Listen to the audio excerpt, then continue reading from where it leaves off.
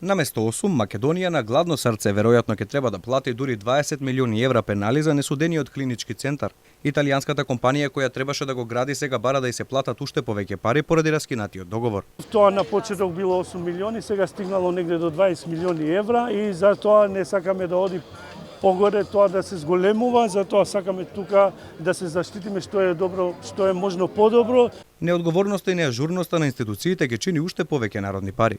Фатмир Меджити призна дека некој во министерството со кое раководи не одговорил навреме на електронската комуникација во процесот на арбитража.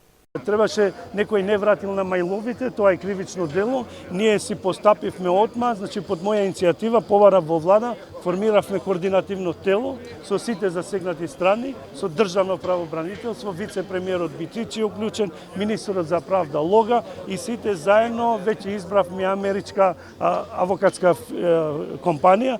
Доколку го изгуби процесот, Македонија освен пенали за градежната компанија, ќе мора да плати и фантастични суми за американската адвокатска канцеларија која ја има ангажирано за да ја застапува државата пред меѓународните судови.